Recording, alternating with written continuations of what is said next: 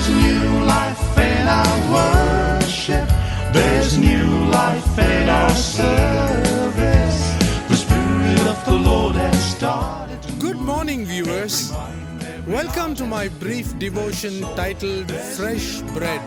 And I do hope that it makes an impact in your life as you begin a new day in Christ. My message this morning is titled Deciphering the Book of Revelation. Every Christian who is worth the salt must at least know what the book of Revelation has predicted about the future of this world 2000 years back itself. When Apostle John was on the island of Patmos, Jesus Christ appeared to him and gave him the book of Revelation, which recorded the future of this world.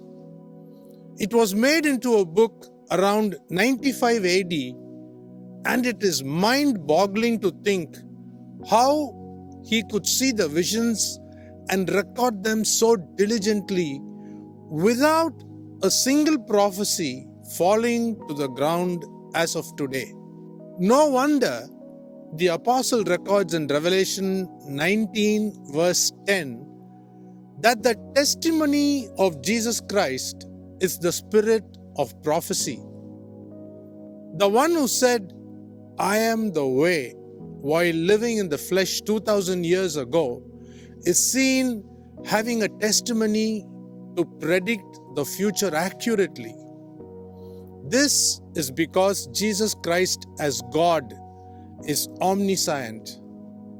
In the first 3 chapters, Jesus Christ chooses 7 churches out of 40 in Turkey to give them a report card. These actually teach us how these 7 churches have been faring on earth at that point of time. In the 4th and 5th chapters, we find that John the Revelator is taken up to heaven in the Spirit to see how God the Father is worshipped there in chapter 4. Jesus Christ as God is worshipped in chapter 5. We must remind ourselves from chapter 6 to chapter 11, Apostle John records what would happen to the Jews in Israel, and then from chapter 12 to chapter 19, he covers events that are likely to happen to the Gentile remnant church till eternity begins. When Jesus Christ, the true Messiah, came to Israel for the first time 2000 years ago, John the Baptist, the Waymaker, and the true prophet appeared. Likewise, before the false Messiah or the Antichrist appears in Israel, the false prophet will appear without fail. In chapter 5 and in chapter 12 in the book of Revelation, we see the rapture, and the Antichrist or the beast is seen appearing only in the next chapters, that is, chapter 6 and chapter 13. Furthermore, Revelation 20 records the second coming of Jesus Christ to earth and how Satan will be locked up in prison, that is Tartarus, for 1,000 long years. After the Antichrist has ruled for 7 years, the battle of Armageddon will take place after the 7th year.